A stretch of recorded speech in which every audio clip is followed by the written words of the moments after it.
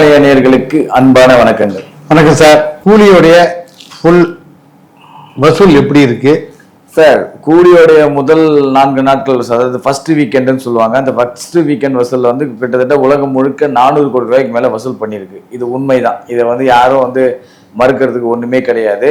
நீங்கள் என்னதான் மொட்டை கடிதத்தில் பெட்டிஷன் போட்டு விமர்சனம் பண்ணால் கூட சரி, வசூலில் எந்தவித பாதிப்பும் இல்லை. இது எல்லா திரையரங்க உரிமையாளர்களும் எல்லா விநியோகஸ்தர்களும் சொன்ன தகவல் தான் இது.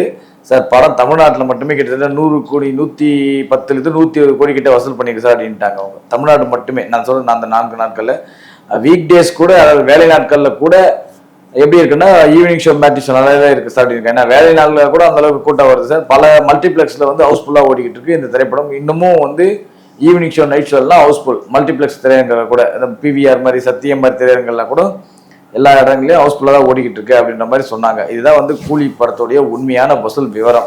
கிட்டத்தட்ட ஒரு 5 நாட்களுக்குள்ள ஒரு 450 கோடி வசூலாக இருக்கும் அப்படின்றது தான் செய்தி.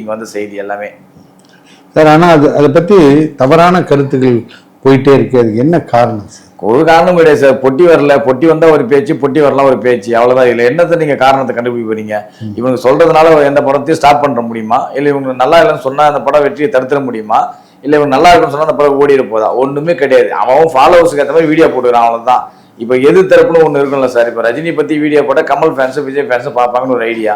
இப்போ விஜய் பற்றி போட்டால் ரஜினி ஃபேன்ஸும் அஜித் ஃபேன்ஸும் பார்ப்பாங்கன்னு ஒரு ஐடியா. அவங்களுக்கு தேவை அவங்க பிஸ்னஸ் சக்ஸஸ் ஆகுது. அதுக்காக வீடியோ போடுறாங்க. நேர்மை நீதி நியாயத்தை கடைபிடிச்சா சினிமா இண்டஸ்ட்ரியை காப்பாற்ற வந்துருக்காங்க இவங்க எல்லாரும். ஒன்றும் கிடையாது.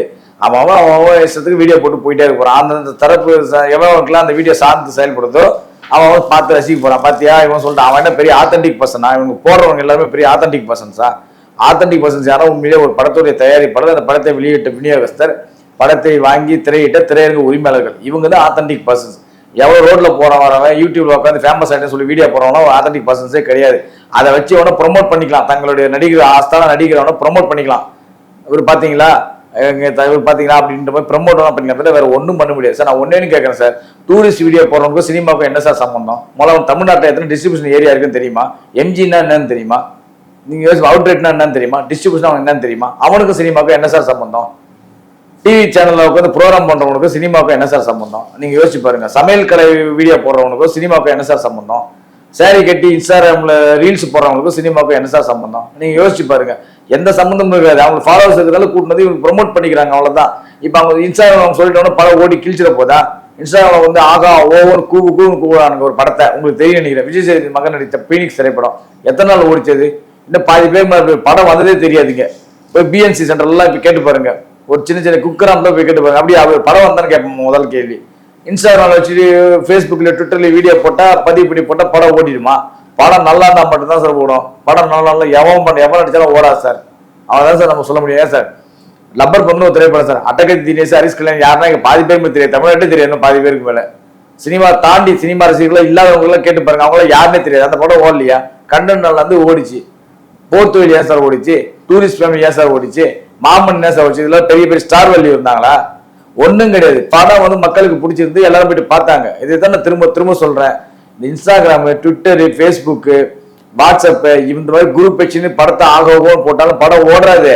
அவனுக்கு படு குப்பன்னு சொன்னாலும் படம் ஓடாம நிற்க போறதும் கிடையாது. அதனால ஒரு யூஸும் கிடையாது. நான் உண்மையை சொல்றேன். அதனால எந்த படமும் எங்கேயாச்சும் ஒரு சமூக வலைத்தளத்தால் இந்த படம் ஓடிக்க ஒரு படத்தை கடந்த ஒரு 15 வருஷத்துல இந்த படம் சமூக வலைத்தளம் தாங்க இந்த படமே ஓடிச்சு.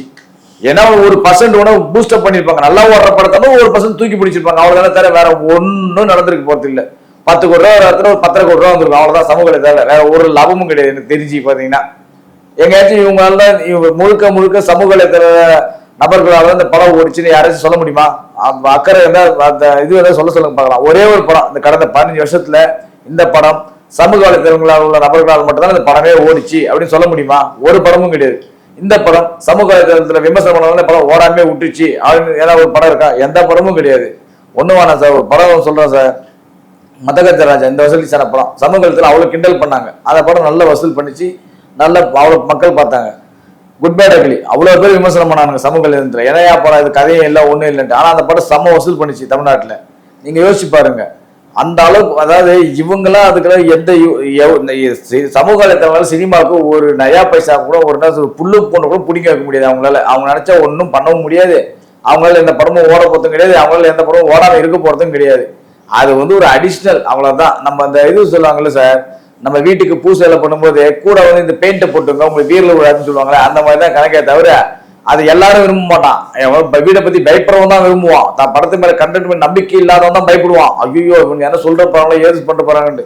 மற்றபடி யாவனாவது கண்டுக்குவே எனக்கு தெரியும் போயானுவான். எனக்கு போயிட்டு சார் டிஸ்டம்பர் அடிச்சிருக்கேன், மேல இந்த கோட்டிங் போட்டுனா உங்களுக்கு வீரில் அடிக்காது, சுண்ணாம்பு கலையாது, பெயிண்ட் கலையாது, என்கிட்ட சொல்லி பாருங்களா, யோ காலங்காலம் வீடு எல்லாம் கட்டி வாழ்ந்தவங்க எனக்கு தெரியும் போயா அப்படின்ட்டுவான். இந்த பயப்படுறவன் என்ன பண்ணுவான், ஐயோ தயவுசெய்து போட்டுருங்க அப்படின்னு பாத்துருக்கீங்களா? அந்த மாதிரி கதை தான் இது உண்மையிலே சமூக வலைத்தளங்களுக்கும் படத்துக்கும். ஏன்னா இவங்களே வந்து ஆதரிப்பானுங்க, நாளைக்கு இவங்களே என்ன சொல்லிட்டாங்கன்னா அதே தயாரிப்பாளர்களே வந்து நீங்க இப்படி எல்லாம் பேசுறது தப்பு மப்புன்னு உட்காந்துக்கிட்டு நீங்க என்ன போய் இன்டர்வியூ கொடுக்குறீங்க வேலைக்காரங்க? நான் கேட்கறேன், நீங்க என்ன போய் இன்டர்வியூ கொடுக்குறீங்க? முதல்ல நீங்களே இந்த மாதிரி இன்டர்வியூஸ் நம்பி நீங்க படம் நடத்திட்டு இருக்கீங்க இல்ல? இந்த மாதிரி இன்டர்வியூஸ் நம்பி தமிழ் சினிமா வாழ்ந்துட்டு இருக்கா? ஒண்ணுமே கிடையாது. இல்ல இவங்களா போக வேண்டியது, இவங்களா கத்த வேண்டியது. இவங்க எவன் கத்தினாலும், எவன் குப்பாடு போட்டாலும், எவன் மொட்டை கருதி பெட்டிஷன் போட்டாலும் கூலி படத்துடைய வசூலியோ வெற்றியோ இவங்களால தடுக்க போறது கிடையாது. ஒரு இன்ச்சு ஒரு புல்ல கூட நகர்த்திக்க முடியாது இவங்களால. இதுதான் உண்மை. சரி சார், இப்படி இருக்கும்போது விஜய் ரசிகர் விஜய் படத்தோட போய் கம்பேர் பண்றதுக்கு என்ன சார் தேவை? இப்ப சார் ரெண்டே விஷயம் சார். நாம வந்து பெரிய ஆள் ஆகணும், ரெண்டே விஷயம் தான். ஒண்ணு வளர்ச்சி ரீதியா பெரிய ஆள் ஆவாங்க, இன்னொன்னு வந்து அவங்கள பத்தி நம்ம பேசிட்டே இருந்தோம்னா ஒரு கட்டமைப்பு உருவாக்கிடாங்களே. இப்ப ஒண்ணு இல்ல, இப்ப 2 வருஷத்துக்கு முன்னாடி கட்டமைப்பு உருவாச்சு. விஜய் தான் அடுத்த சூப்பர் ஸ்டார் ஒருத்தர் மேடையில பேசிட்டாரு, உடனே அது இல்லாத கான்ட்ரவர்சியா உருவாச்சு. சமூகத்துல சண்டை போட்டுக்கிட்டாங்க, செய்தித்தாளர்கள விவாதம், செய்தி சேனல்கள விவாதம். இப்ப என்ன ஆச்சு, எந்த திரைப்படமும் ரஜினி கூட ஒரு 10-15 வாட்டி மோதாமலே இவருக்கு என்னையா வந்துட்டார்ல. இப்ப நீங்களே இந்த கேள்வி எது கேட்கறீங்க சார்? விஜயோட வசூல் பெருசா ரஜினியோட வசூல் பெருசா? நீங்க எதுக்கு இந்த கேள்வி கேட்கறீங்க? நீங்களே யோசிச்சு எதுக்கு இந்த கேள்வி கேட்கறீங்க? இன்னைக்கு சமமா கொண்டு வந்துட்டீங்களா? போய் இவருக்கு இவங்க தான் போட்டியாளர் மாதிரி. இது வந்து எப்படி சொல்றதுன்னா வந்து கிரியேட் பண்றது, அதாவது வந்து ஒரு அஜெண்டா மாதிரி வச்சுக்கலாம். இதை ஒருத்தர் கூட நம்ம தொடர்ந்து கம்பேர் பண்ணிட்டு காலப்போக்கில் என்ன ஆகும்னா அதுவே வந்து கம்பாரிசன் மாதிரி ஆயிடும். இப்ப என்ன விஜய் என்ன 100 படம் வந்து ரஜினியோட மோதி இருக்காரா? ரஜினி பண்ண படங்கள் எத்தனை? கம்பேர் பண்ண கமலஹாசனோட தான் அவர். கமலஹாசன் கால் தூசு கூட சமாளம் பண்ணாங்க நடிப்பு இல்ல. ரஜினிங்கும் போது ரஜினி தான் விஜய் எல்லாம் ரஜினி கூட கம்பேர் பண்ணா கமலஹாசனை கம்பேர் பண்ணலாம், ஒரு சிரஞ்சீவியை கம்பேர் பண்ணலாம், இந்த பக்கம் கிருஷ்ணாவை கம்பேர் பண்ணலாம், இந்த பக்கம் ஒரு மோகன்லாலை கம்பேர் பண்ணலாம், இல்ல அமிதாப் பச்சனை கம்பேர் பண்ணலாம். ஏன்னா அவங்க சமகாலத்துல வந்த நடிகர்கள். அவங்க எல்லாம் வந்து சமகாலத்தில் நடிகர். கமலஹாசன் படங்களும் ரஜினி படங்களும் எத்தனை அவங்களே சூப்பர் ஸ்டார்னு சொல்லிட்டு இருக்காங்க. அதான் சொல்ற தற்கூறிகள் எல்லாம் வந்து சத்துவம் புரியாதுன்னு சொல்லுவாங்களா, அந்த மாதிரி கதை தான் அது. ஏன்னா பெரிய அதான் சொல்லுவாங்கல்ல, இந்த வடிவேலு படத்துல கூட சொல்லுவாருல்ல, நீ வந்து இன்னைக்கு அசதி பெரிய ஐடியா பாக்கிறேன், அவன் என்ன அவளை போட்டு பொழுது அவன் கை கால கொடுத்து வீட்டை உட்காண்டானா, அவங்களே என்ன ஒத்துக்கிட்டாங்கடா சூப்பர் ஸ்டார்ன்ட்டு. நீ வந்து இன்னைக்கு வந்து நடிச்சு பெரிய ஆளா நினைக்கிறேன் சொல்லுவார்ல வடிவேலு. அந்த மாதிரி கதையை தான் இவனுக்கு பண்ற கதை எல்லாமே. இதெல்லாம் வந்து சும்மா வந்து கிரியேட் பண்ணா தன்னுடைய இமேஜ் வந்து அவர் ரேஞ்சுக்கு வந்துட்டு நினைப்பு ஒன்றும் கிடையாது. அது வாய்கெல்லாம் பேசுறாங்க சார். இங்க 1008 சூப்பர் ஸ்டார் வந்தாங்க சார். எவனையாச்சும் சூப்பர் ஸ்டார் நம்ம கூப்பிடுறோமா? நீங்க young super star, little super star, நாளைய சூப்பர் ஸ்டார், இன்றைய சூப்பர் ஸ்டார், 1 மணி நேரத்துக்கு சூப்பர் ஸ்டார், எத்தனையோ super star, lady super star, எவ்வளவு பேர் கூப்பிட்டீங்க. ஆனா சூப்பர் ஸ்டார்னு எவனை கிடக்கு பச்சை குழந்தைகள் சொல்லும், கண்ணமூடி சொல்ல ரஜினிகாந்த் தான் சூப்பர் ஸ்டார்ன்ட்டு. எவ்வளவு பேர் வச்சாங்க உங்களுக்கு தெரியும் நினைக்கிறேன். ஒவ்வொரு படத்தும் போது ஒரு பேர் பட்ட பேர் வச்சாங்க, யங்கு, லிட்டில், என்னென்ன பேர் வச்சாங்க. இன்னைக்கு யாராச்சும் அவரை கூப்பிடுறாங்களா? இன்னைக்கு போய் நீங்க வெளியில போய் லிட்டில் சூப்பர் ஸ்டார் சொன்னா யாருக்காச்சும் தெரியுமா?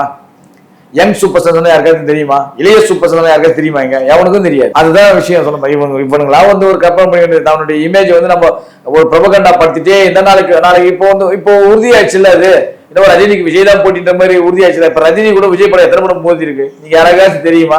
மொத்தமே வந்து 6 முறை மோதி இருக்கு ரஜினி கூட. அதுவும் ஒரு படம் மட்டும் நேரடியா மோதி இருக்கு. மீதி எந்த படமும் நேரடியா மோதே இல்லை. எல்லாம் 1 மாசம் கேப் 2 மாசம் கேப்பில் தான் வந்திருக்கு. அந்த நேரடியா மோத படமும் அட்டு பிளாப், சச்சின், சந்திரமுகி. இதுக்கு மேல என்னடா நீங்க கால்குலேட் பண்றீங்க? வசூல்ல வந்து முன்னேற்றம் என்ன பட வசூல் முன்னேறிச்சு? எந்த தயாரிப்பாளர் சொன்னாரு, எந்த டிஸ்ட்ரிபியூட்டர் சொன்னாரு, எந்த தேட்டர் ஒன்று சொன்னாரு? ரஜினி படத்தை கூடிய வசூல்ல இன்னைக்கு விஜய் படம் தான் இருக்கு. இன்னைக்கு ஒண்ணு வேணாம், ஒரு 50 வருஷமா இருக்க ஒரு தேட்டர் போய் லிஸ்ட் எடுத்து பாருங்க சார். உங்க தேட்டர்ல டாப் 10 படத்துடைய வசூல் காட்ட சொல்லுங்க. டாப் 10ல பாத்தீங்கன்னா மொத்தம் 7-8 படம் ரஜினி படம் தான் இருக்கும். அப்புறம் எப்படின்னா நீங்க வசூல்ல முன்னேறீங்க? அப்புறம் எப்படின்னா வசூல்ல நீங்க வந்து மேல வந்துட்டீங்க? இந்த பேச அறிவிச்சு இவங்கெல்லாம் வந்து 30 வருஷம் ஜாலிஸ் சொல்லி சுத்திட்டு இருக்காங்க. வெக்கமா இல்ல உங்களுக்கு எல்லாம்? நான் கேட்கறேன். இல்ல வெக்கமான சுடு சொன்னல. ரஜினியோட சாதனை என்ன? ரஜினி படங்கள் ஓட்டம் என்ன?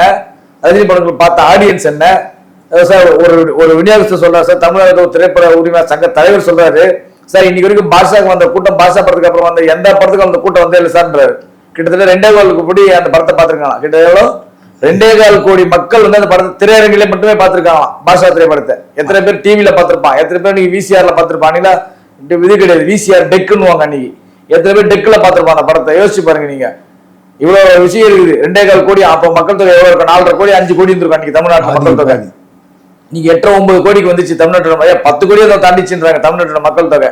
5 கோடி பேர் இருக்கும்போது 2.5 கோடி பேர் நீங்க அந்த படத்தை பார்த்திருக்காங்க. அதுக்கப்புறம் வந்து எந்த படமும் அத்தனை கோடி ஆடியன்ஸ் பார்த்தே இல்லையா. ஆனா அதுக்கப்புறம் அந்த படம் அதிகமா பார்த்த படம் என்னென்ன படங்கள்லாம் ஏதோ சம்திங் சொன்னாங்க. ஒரு சூரிய வம்சம், ஒரு வானத்தை போல, ஒரு பொன்னியின் செல்வன் 1, ஒரு ஜெயிலர், இந்த படங்கள்லாம் அதிக ஆடியன்ஸ் பார்த்த படங்கள்னு சொல்றாங்க. அவங்களே சொல்றாங்க. இதுக்கு மேல ஏன்னா தியேட்டர்ல உரிமையாக சொல்றாங்க, கவுண்டர் லிஸ்டோட அவங்க சொல்றாங்க. அவங்க சொல்றதே நீங்க போயிட்டீங்கன்னா அப்ப நீங்க எந்த எப்ப தற்கொலையில இருக்கீங்க நீங்க யோசிச்சு பாருங்க. இப்ப தற்கொலையா சொல்லி நீங்க என்னத்தை நீங்க கேள்வி கேட்க முடியும்? சார் அவனுக்கு கிட்ட போயிட்டு ஒரு நடிகை வந்து தப்பு பண்ணா எங்க தலைவனா கிரேட் அப்படின்னு அந்த தப்பவும் ஒத்துக்க மாட்டாங்க. அவனுங்க டே சாட்சி வந்துச்சுடா, தண்டனையே அனுபவிக்க போறாடா, கோர்ட்டு தீர்ப்பே குடிச்சான்னு சொன்னா என் தலைவர் வேற லெவல் அப்படின்னு அவங்க அந்த மாதிரி தற்கொலையா இருக்காங்க. அந்த மாதிரி தற்கொலை வச்சுட்டு நீங்க என்னத்தை நீங்க பதில் சொல்ல முடியும்? நீங்க சொல்லுங்க, யோசிச்சு பாருங்க சார். ஒண்ணு ஆதாரத்தோட பேசணும், ஆதாரத்தோட பேசணும். ஒரு திரையரங்க உரிமையாளர் வந்துட்டு ஒரு டாப் 10 லிஸ்ட் கொடுத்துருங்க. தமிழ் சினிமா வரலாற்றிலேயே இன்னைக்கு வரைக்கும் வந்த படங்கள்லயே அதிக வசூல் செய்த படங்கள். இன்னைக்கு டிக்கெட் ரேட்டு போட்டு படம் சொல்லுங்க சார் எல்லா படத்தையும். அந்த காலத்து எம்ஜிஆர் படங்கள்ல இருந்து ரஜினிகாந்த் படம், கமலஹாசன் படம் வரைக்கும் இன்னைக்கு டிக்கெட் ரேட்டை போட்டு இன்னைக்கு ரேட்டை போட்டு கலெக்ஷன் காட்ட சொல்லுங்க. ஒரு படம் கூட விஜய் படம் வராது. 10 படத்துல 10ல 25 படம் எனக்கு லிஸ்ட். 25 படத்துல ஒரு படம் கூட வராது லிஸ்ட்ல. தெரியுமா? இன்னைக்கு டிக்கெட் ரேட் போட்டு கவுண்ட் பண்ணி காட்டலாமா? இன்னைக்கு டிக்கெட் ரேட் போட்டு பாஷாவோட இன்னைக்கு டிக்கெட் ரேட் போடலாமா? சந்திரன் டிக்கெட் ரேட் போடலாமா? படையப்பாவோட டிக்கெட் ரேட் போடலாமா? எம்ஜிஆருடைய உரிமை குரல் டிக்கெட் ரேட் போடலாமா? எங்க வீட்டு பிள்ளை டிக்கெட் ரேட் போடலாமா? அன்னைக்கு பார்த்தாடி டிக்கெட் ரேட் போடலாமா? 50 படம் விஜய் படம் ஒண்ணு இருக்கா சார்? இவங்க என்ன சார் வசூல பீட் பண்ணி எதை வச்சா நீங்க பீட் பண்ணி சொல்லுங்க, காரணம் சொல்லிடுறேங்கடா.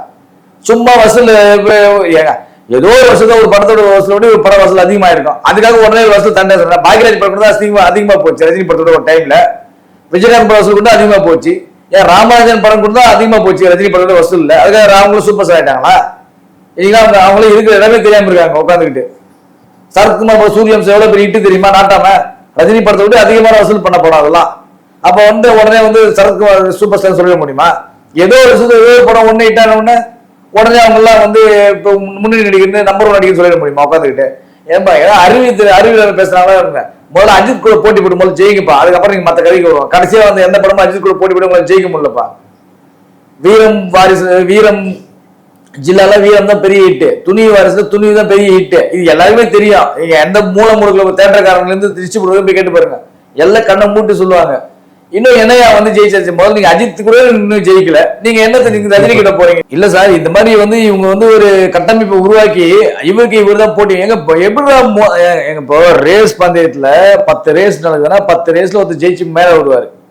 அவரு கூட நீங்க ஜெயிச்சதுக்கு அப்புறம் தான் நீங்க பேசலாம். நானும் 10 முறை கூட மோதினேன், நான் 10 முறை 6 முறை நான் ஃபர்ஸ்ட் வந்தேன், 5 முறை நான் ஃபர்ஸ்ட் வந்தேன் அப்படின்னு சொன்னா நியாயங்க இது. நீ ரேஸ்லயே கலந்துக்காம நான் இல்ல அவர் ஓனர்ல நான் அவருடைய நான் தான் ஓனர்னா என்ன அர்த்தம்? அது ஏங்க நீ அவர் கூட ஓடிட்டு ரேஸ்ல ஜெயிச்சுட்டு நீங்க பேசுங்க, யாரும் வேணாம்னு சொல்ல உங்களை. அப்போ சொல்லுங்க 10 முறை ரஜினிகாந்த் கூட மோதியா, 10 முறை 8 முறை நான் தான் வின் பண்ணிக்கிறேன், அப்ப நான் தான் சூப்பர் ஸ்டார் அப்படின்னு சொல்லுங்க. அதுல ஒரு நியாயம் இருக்குது. சூப்பர் ஸ்டார் நீங்க நம்பர் 1 நடிகர்னு சொல்லிங்க, யாரும் உங்களை கேள்வி கேட்க முடியாது. மோதாமலோ ஜெயிக்காமலோ வசூல கணக்கை காட்டாமலோ நான் தான் பெரிய ஆள், நான் தான் பெரிய, எந்த பெரிய ஆளு? உச்சத்துல இருக்க மிச்சத்துல இருக்க சொல்லி சும்மா சொல்லிருக்கீங்க. என்னைக்குமே தனக்கு தானே தம்பட்டு அடிச்சுக்கிறோம் தனக்கு தானே தம்பட்டு அடிச்சுக்கிறோம் பெரிய ஆள் கிடையாது சார். தன்னுடைய புகழை அடுத்தவன் பேசணும், அவன் தான் பெரிய ஆள். நன்றி sir, thank you very much sir. இந்த வீடியோ உங்களுக்கு பிடிச்சிருந்தா லைக் பண்ணுங்க, கமெண்ட் பண்ணுங்க, ஷேர் பண்ணுங்க, சப்ஸ்கிரைப் பண்ணுங்க.